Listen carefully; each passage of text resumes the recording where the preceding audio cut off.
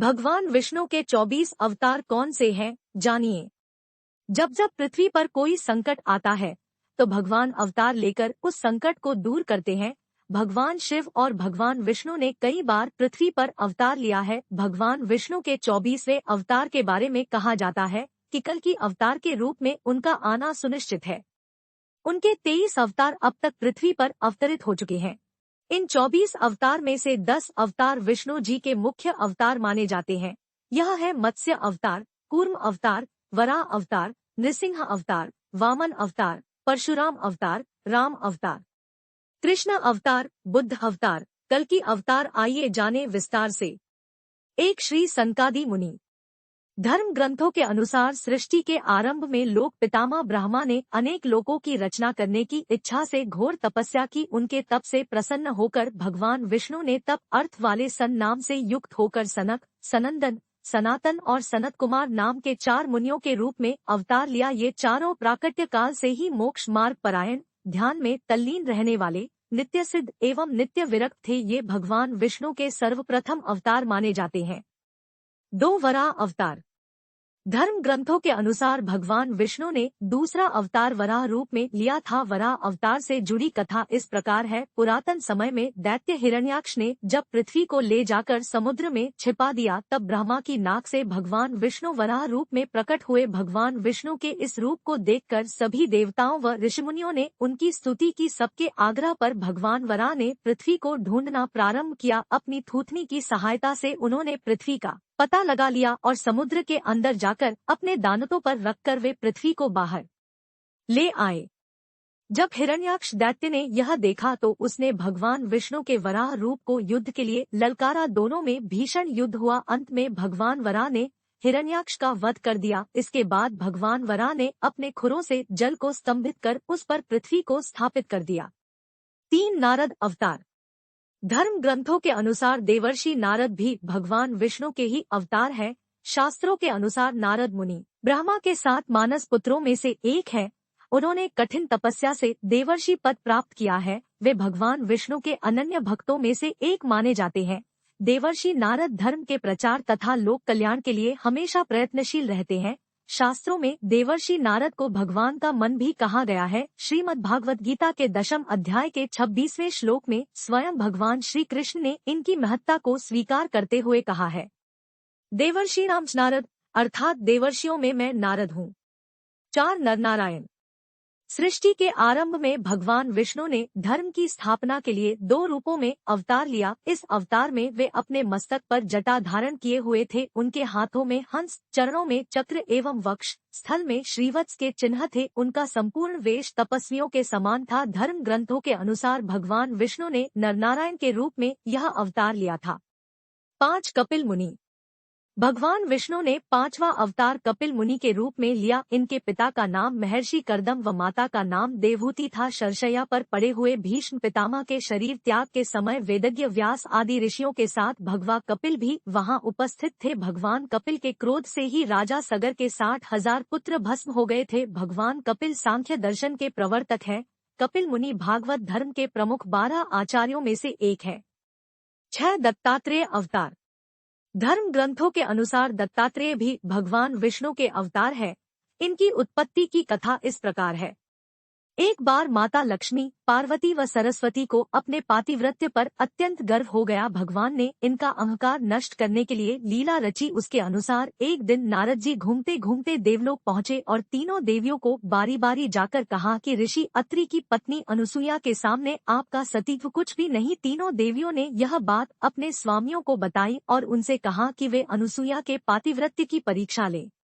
तब भगवान शंकर, विष्णु व ब्रह्मा साधु वेश बनाकर अत्रि मुनि के आश्रम आए। महर्षि अत्रि उस समय आश्रम में नहीं थे। तीनों ने देवी अनुसुईया से भिक्षा मांगी, मगर यह भी कहा कि आपको निर्वस्त्र होकर हमें भिक्षा देनी होगी। अनुसुईया पहले तो यह सुनकर चौंक गई, लेकिन फिर साधुओं का अपमान न हो इस डर से उन्होंने अपने पति का स्मरण किया और बोला कि यदि मेरा पातिव्रत्य धर्म सत्य है तो ये तीनों साधु 6 मास के शिशु हो जाएं। ऐसा बोलते ही त्रिदेव शिशु होकर रोने लगे। तब अनुसुईया ने माता बनकर उन्हें गोद में लेकर स्तनपान कराया और पालने में झूलाने लगी। जब तीनों देव अपने स्थान पर नहीं लौटे तो देवियां व्याकुल हो गई। तब नारद ने वहां आकर सारी बात बताई। तीनों देवियां अनुसुईया के पास आईं और क्षमा मांगी। तब देवी अनुसुईया ने त्रिदेव को अपने पूर्व रूप में कर दिया प्रसन्न होकर त्रिदेव ने उन्हें वरदान दिया कि हम तीनों अपने अंश से तुम्हारे गर्भ से पुत्र रूप में जन्म लेंगे। तब ब्रह्मा के अंश से चंद्रमा, शंकर के अंश से दुर्वासा और विष्णु के अंश से दत्तात्रेय का जन्म हुआ। 7 यज्ञ। भगवान विष्णु के 7वें अवतार का नाम यज्ञ है। धर्म ग्रंथों के अनुसार भगवान यज्ञ का जन्म स्वयंभुव मनवंतर में हुआ था। स्वयंभुव मनु की पत्नी शत्रुपा के गर्भ से आकुति का जन्म हुआ। वे रुचि प्रजापति की पत्नी हुई। इन्हीं आकुति के यहाँ भगवान विष्णु यज्ञ नाम से अवतरित हुए। भगवान यज्ञ के उनकी धर्मपत्नी दक्षिणा से अत्यंत तेजस्वी 12 पुत्र उत्पन्न हुए। वे ही स्वयंभुव मनवंतर में याम नामक 12 देवता कहलाए। 8 भगवान ऋषभदेव। भगवान विष्णु ने ऋषभदेव के रूप में 8वां अवतार लिया। धर्म ग्रंथों के अनुसार महाराज नाभि की कोई संतान नहीं थी। इस कारण उन्होंने अपनी धर्मपत्नी मेरुदेवी के साथ पुत्र की कामना से यज्ञ किया। यज्ञ से प्रसन्न होकर भगवान विष्णु स्वयं प्रकट हुए और उन्होंने महाराज नाभि को वरदान दिया कि मैं ही तुम्हारे यहाँ पुत्र रूप में जन्म लूंगा। वरदान स्वरूप कुछ समय बाद भगवान विष्णु महाराज नाभि के यहाँ पुत्र रूप में जन्मे। पुत्र के अत्यंत सुंदर सुगठित शरीर, कीर्ति, तेल, बल, ऐश्वर्य, यश, पराक्रम और शूरवीरता आदि गुणों को देखकर महाराज नाभि ने उसका नाम ऋषभ श्रेष्ठ रखा। 9 आदिराज पृथु। भगवान विष्णु के एक अवतार का नाम आदिराज पृथु है। धर्म ग्रंथों के अनुसार स्वयंभुव मनु के वंश में अंग नामक प्रजापति का विवाह मृत्यु की मानसिक पुत्री सुनीता के साथ हुआ। उनके यहाँ वेन नामक पुत्र हुआ। उसने भगवान को मानने से इनकार कर दिया और स्वयं की पूजा करने के लिए कहा। तब महर्षियों ने मंत्रपूत कुशों से उसका वध कर दिया। तब महर्षियों ने पुत्रहीन राजा वेन की भुजाओं का मंथन किया, जिससे पृथु नाम पुत्र उत्पन्न हुआ। पृथु के दाहिने हाथ में चक्र और चरणों में कमल का चिन्ह देखकर ऋषियों ने बताया कि पृथु के वेश में स्वयं श्रीहरि का अंश अवतरित हुआ है। 10 मत्स्य अवतार। पुराणों के अनुसार भगवान विष्णु ने सृष्टि को प्रलय से बचाने के लिए मत्स्यावतार लिया था। इसकी कथा इस प्रकार है। कृतयुग के आदि में राजा सत्यव्रत हुए। राजा सत्यव्रत एक दिन नदी में स्नान कर जलांजलि दे रहे थे। अचानक उनकी अंजलि में एक छोटी सी मछली आई। उन्होंने देखा तो सोचा वापस सागर में डाल दूं, लेकिन उस मछली ने बोला आप मुझे सागर में मत डालिए, अन्यथा बड़ी मछलियां मुझे खा जाएंगी। तब राजा सत्यव्रत ने मछली को अपने कमंडल में रख लिया। मछली और बड़ी हो गई तो राजा ने उसे अपने सरोवर में रखा। तब देखते ही देखते मछली और बड़ी हो गई। राजा को समझ आ गया कि यह कोई साधारण जीव नहीं है। राजा ने मछली से वास्तविक स्वरूप में आने की प्रार्थना की। राजा की प्रार्थना सुन साक्षात 4 भुजाधारी भगवान विष्णु प्रकट हो गए और उन्होंने कहा कि ये मेरा मत्स्यावतार है। भगवान ने सत्यव्रत से कहा सुनो राजा सत्यव्रत, आज से 7 दिन बाद प्रलय होगी। तब मेरी प्रेरणा से एक विशाल नाव तुम्हारे पास आएगी। तुम सप्तऋषियों, औषधियों, बीजों व प्राणियों के सूक्ष्म शरीर को लेकर उसमें बैठ जाना। जब तुम्हारी नाव डगमगाने लगेगी तब मैं मत्स्य के रूप में तुम्हारे पास आऊंगा। उस समय तुम वासुकी नाग के द्वारा उस नाव को मेरे सींग से बांध देना। उस समय प्रश्न पूछने पर मैं तुम्हें उत्तर दूंगा, जिससे मेरी महिमा जो परब्रह्म नाम से विख्यात है तुम्हारे हृदय में प्रकट हो जाएगी। तब समय आने पर मत्स्य रूपधारी भगवान विष्णु ने राजा सत्यव्रत को तत्वज्ञान का उपदेश दिया, जो मत्स्य पुराण नाम से प्रसिद्ध है। 11 कूर्म अवतार। धर्म ग्रंथों के अनुसार भगवान विष्णु ने कूर्म कछुए का अवतार लेकर समुद्र मंथन में सहायता की थी। भगवान विष्णु के कूर्म अवतार को कच्छप अवतार भी कहते हैं। इसकी कथा इस प्रकार है। एक बार महर्षि दुर्वासा ने देवताओं के राजा इंद्र को श्राप देकर श्रीहीन कर दिया। इंद्र जब भगवान विष्णु के पास गए तो उन्होंने समुद्र मंथन करने के लिए कहा। तब इंद्र भगवान विष्णु के कहे अनुसार दैत्यों व देवताओं के साथ मिलकर समुद्र मंथन करने के लिए तैयार हो गए। समुद्र मंथन करने के लिए मंदराचल पर्वत को मथानी एवं नागराज वासुकी को नेति बनाया गया। देवताओं और दैत्यों ने अपना मतभेद भुलाकर मंदराचल को उखाड़ा और उसे समुद्र की ओर ले चले, लेकिन वे उसे अधिक दूर तक नहीं ले जा सके। तब भगवान विष्णु ने मंदराचल को समुद्र तट पर रख दिया। देवता और दैत्यों ने मंदराचल को समुद्र में डालकर नागराज वासुकी को नेति बनाया, किंतु मंदराचल के नीचे कोई आधार नहीं होने के कारण वह समुद्र में डूबने लगा। यह देखकर भगवान विष्णु विशाल कूर्म कछुए का रूप धारण कर समुद्र में मंदराचल के आधार बन गए। भगवान कूर्म की विशाल पीठ पर मंदराचल तेजी से घूमने लगा और इस प्रकार समुद्र मंथन संपन्न हुआ। 12 भगवान धन्वंतरी। धर्म ग्रंथों के अनुसार जब देवताओं व दैत्यों ने मिलकर समुद्र मंथन किया तो उसमें से सबसे पहले भयंकर विष निकला जिसे भगवान शिव ने पी लिया। इसके बाद समुद्र मंथन से उच्चैश्रवा घोड़ा, देवी लक्ष्मी, ऐरावत हाथी, कल्प वृक्ष, अप्सराएं और भी बहुत से रत्न निकले। सबसे अंत में भगवान धन्वंतरी अमृत कलश लेकर प्रकट हुए। यही धन्वंतरी भगवान विष्णु के अवतार माने गए हैं। इन्हें औषधियों का स्वामी भी माना गया है।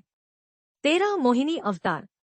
धर्म ग्रंथों के अनुसार समुद्र मंथन के दौरान सबसे अंत में धन्वंतरी अमृत कलश लेकर निकले। जैसे ही अमृत मिला अनुशासन भंग हुआ। देवताओं ने कहा हम ले ले, दैत्यों ने कहा हम ले ले। इसी खींचातानी में इंद्र का पुत्र जयंत अमृत कुंभ लेकर भाग गया। सारे दैत्य व देवता भी उसके पीछे भागे। असुरों व देवताओं में भयंकर मारकाट मच गई। देवता परेशान होकर भगवान विष्णु के पास गए। तब भगवान विष्णु ने मोहिनी अवतार लिया। भगवान ने मोहिनी रूप में सबको मोहित कर दिया। क्या मोहिनी ने देवता व असुर की बात सुनी और कहा कि यह अमृत कलश मुझे दे दीजिए तो मैं बारी बारी से देवता व असुर को अमृत का पान करा दूंगी। दोनों मान गए। देवता एक तरफ तथा असुर दूसरी तरफ बैठ गए। फिर मोहिनी रूप धरे भगवान विष्णु ने मधुर गान गाते हुए तथा नृत्य करते हुए देवता व असुरों को अमृत पान कराना प्रारंभ किया। वास्तविकता में मोहिनी अमृत पान तो सिर्फ देवताओं को ही करा रही थी, जबकि असुर समझ रहे थे कि वे भी अमृत पी रहे हैं। इस प्रकार भगवान विष्णु ने मोहिनी अवतार लेकर देवताओं का भला किया। 14 भगवान नृसिंह। भगवान विष्णु ने नृसिंह अवतार लेकर दैत्यों के राजा हिरण्यकशिपु का वध किया था। इस अवतार की कथा इस प्रकार है। धर्म ग्रंथों के अनुसार दैत्यों का राजा हिरण्यकशिपु स्वयं को भगवान से भी अधिक बलवान मानता था। उसे मनुष्य, देवता, पक्षी, पशु, न दिन में, न रात में, न धरती पर, न आकाश में, न अस्त्र से, न शस्त्र से मरने का वरदान प्राप्त था। उसके राज में जो भी भगवान विष्णु की पूजा करता था उसको दंड दिया जाता था। उसके पुत्र का नाम प्रहलाद था। प्रहलाद बचपन से ही भगवान विष्णु का परम भक्त था। यह बात जब हिरण्यकशिपु का पता चली तो वह बहुत क्रोधित हुआ और प्रहलाद को समझाने का प्रयास किया, लेकिन फिर भी जब प्रहलाद नहीं माना तो हिरण्यकशिपु ने उसे मृत्युदंड दे दिया। हर बार भगवान विष्णु के चमत्कार से वह बच गया। हिरण्यकशिपु की बहन होलिका, जिसे अग्नि से न जलने का वरदान प्राप्त था, वह प्रहलाद को लेकर धधकती हुई अग्नि में बैठ गई। तब भी भगवान विष्णु की कृपा से प्रहलाद बच गया और होलिका जल गई। जब हिरण्यकशिपु स्वयं प्रहलाद को मारने ही वाला था तब भगवान विष्णु नृसिंह का अवतार लेकर खंबे से प्रकट हुए और उन्होंने अपने नाखूनों से हिरण्यकशिपु का वध कर दिया। 15 वामन अवतार। सत्ययुग में प्रहलाद के पौत्र दैत्यराज बलि ने स्वर्गलोक पर अधिकार कर लिया। सभी देवता इस विपत्ति से बचने के लिए भगवान विष्णु के पास गए। तब भगवान विष्णु ने कहा कि मैं स्वयं देवमाता अदिति के गर्भ से उत्पन्न होकर तुम्हें स्वर्ग का राज्य दिलाऊंगा। कुछ समय पश्चात भगवान विष्णु ने वामन अवतार लिया।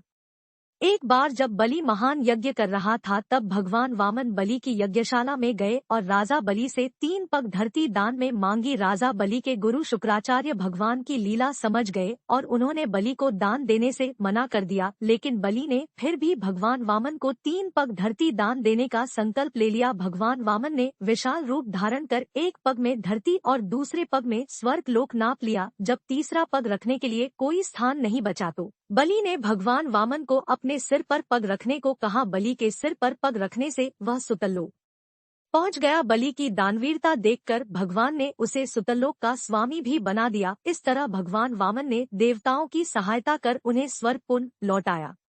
16 हयग्रीव अवतार। धर्म ग्रंथों के अनुसार एक बार मधु और कैटब नाम के 2 शक्तिशाली राक्षस ब्रह्माजी से वेदों का हरण कर रसातल में पहुंच गए। वेदों का हरण हो जाने से ब्रह्माजी बहुत दुखी हुए और भगवान विष्णु के पास पहुंचे। तब भगवान ने हयग्रीव अवतार लिया। इस अवतार में भगवान विष्णु की गर्दन और मुख घोड़े के समान थी। तब भगवान हयग्रीव रसातल में पहुंचे और मधुकैटब का वध कर वेद पुण्य भगवान ब्रह्मा को दे दिए। 17 श्रीहरि अवतार। धर्म ग्रंथों के अनुसार प्राचीन समय में त्रिकूट नामक पर्वत की तराई में एक शक्तिशाली गजेंद्र अपनी हथिनियों के साथ रहता था। एक बार वह अपनी हथिनियों के साथ तालाब में स्नान करने गया। वहां एक मगरमच्छ ने उसका पैर पकड़ लिया और पानी के अंदर खींचने लगा। गजेंद्र और मगरमच्छ का संघर्ष 1000 साल तक चलता रहा। अंत में गजेंद्र शिथिल पड़ गया और उसने भगवान श्रीहरि का ध्यान किया। गजेंद्र की स्तुति सुनकर भगवान श्रीहरि प्रकट हुए और उन्होंने अपने चक्र से मगरमच्छ का वध कर दिया। भगवान श्रीहरि ने गजेंद्र का उद्धार कर उसे अपना पार्षद बना लिया। 18 परशुराम अवतार। हिंदू धर्म ग्रंथों के अनुसार परशुराम भगवान विष्णु के प्रमुख अवतारों में से एक थे। भगवान परशुराम के जन्म के संबंध में 2 कथाएं प्रचलित है। हरिवंश पुराण के अनुसार उन्हीं में से एक कथा इस प्रकार है। प्राचीन समय में महिष्मती नगरी पर शक्तिशाली हयवंशी क्षत्रिय कार्तवीर्य अर्जुन सहस्त्रबाहु का शासन था। वह बहुत अभिमानी था और अत्याचारी भी। एक बार अग्निदेव ने उससे भोजन कराने का आग्रह किया। तब सहस्त्रबाहु ने घमंड में आकर कहा कि आप जहां से चाहें भोजन प्राप्त कर सकते हैं, सभी और मेरा ही राज है। तब अग्निदेव ने वनों को जलाना शुरू किया। एक वन में ऋषि आपव तपस्या कर रहे थे। अग्नि ने उनके आश्रम को भी जला डाला। इससे क्रोधित होकर ऋषि ने सहस्त्रबाहु को श्राप दिया कि भगवान विष्णु परशुराम के रूप में जन्म लेंगे और न सिर्फ सहस्त्रबाहु का नहीं बल्कि समस्त क्षत्रियों का सर्वनाश करेंगे। इस प्रकार भगवान विष्णु ने भार्गव कुल में महर्षि जमदग्नि के 5वें पुत्र के रूप में जन्म लिया। 19 महर्षि वेदव्यास। पुराणों में महर्षि वेदव्यास को भी भगवान विष्णु का ही अंश माना गया है। भगवान व्यास नारायण के कलावतार थे। वे महाज्ञानी महर्षि पराशर के पुत्र रूप में प्रकट हुए थे। उनका जन्म कैवर्तराज की पोष्यपुत्री सत्यवती के गर्भ से यमुना के द्वीप पर हुआ था। उनके शरीर का रंग काला था, इसलिए उनका एक नाम कृष्णद्वैपायन भी था। इन्होंने ही मनुष्यों की आयु और शक्ति को देखते हुए वेदों के विभाग किए, इसलिए इन्हें वेदव्यास भी कहा जाता है। इन्होंने ही महाभारत ग्रंथ की रचना भी की। 20 हंस अवतार। एक बार भगवान ब्रह्मा अपनी सभा में बैठे थे, तभी वहां उनके मानस पुत्र सनकादि पहुंचे और भगवान ब्रह्मा से मनुष्यों के मोक्ष के संबंध में चर्चा करने लगे। तभी वहां भगवान विष्णु महाहंस के रूप में प्रकट हुए और उन्होंने सनकादि मुनियों के संदेह का निवारण किया। इसके बाद सभी ने भगवान हंस की पूजा की। इसके बाद महाहंस रूपधारी श्री भगवान अदृश्य होकर अपने पवित्र धाम चले गए। 21 श्रीराम अवतार। त्रेतायुग में राक्षसराज रावण का बहुत आतंक था, उससे देवता भी डरते थे। उसके वध के लिए भगवान विष्णु ने राजा दशरथ के यहाँ माता कौशल्या के गर्भ से पुत्र रूप में जन्म लिया। इस अवतार में भगवान विष्णु ने अनेक राक्षसों का वध किया और मर्यादा का पालन करते हुए अपना जीवन यापन किया। पिता के कहने पर वनवास गए। वनवास भोगते समय राक्षसराज रावण उनकी पत्नी सीता का हरण कर ले गया। सीता की खोज में भगवान लंका पहुँचे। वहां भगवान श्रीराम और रावण का घोर युद्ध, जिसमें रावण मारा गया। इस प्रकार भगवान विष्णु ने राम अवतार लेकर देवताओं को भय मुक्त किया। 22 श्री कृष्ण अवतार। द्वापरयुग में भगवान विष्णु ने श्री कृष्ण अवतार लेकर अधर्मियों का नाश किया। भगवान श्री कृष्ण का जन्म कारागार में हुआ था। इनके पिता का नाम वसुदेव और माता का नाम देवकी था। भगवान श्री कृष्ण ने इस अवतार में अनेक चमत्कार किए और दुष्टों का सर्वनाश किया।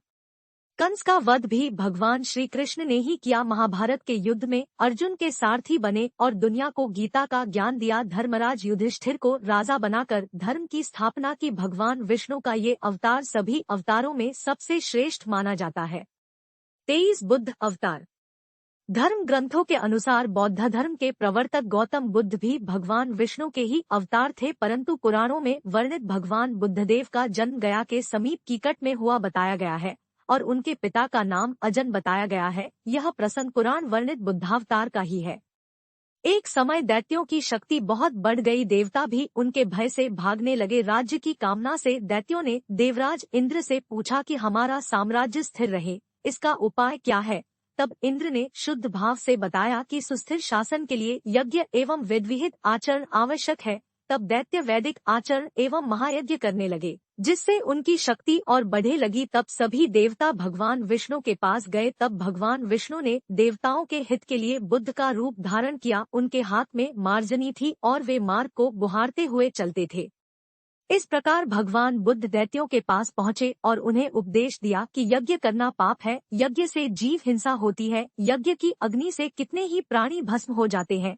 भगवान बुद्ध के उपदेश से दैत्य प्रभावित हुए। उन्होंने यज्ञ व वैदिक आचरण करना छोड़ दिया। इसके कारण उनकी शक्ति कम हो गई और देवताओं ने उन पर हमला कर अपना राज्य पुनः प्राप्त कर लिया। 24 कल्कि अवतार।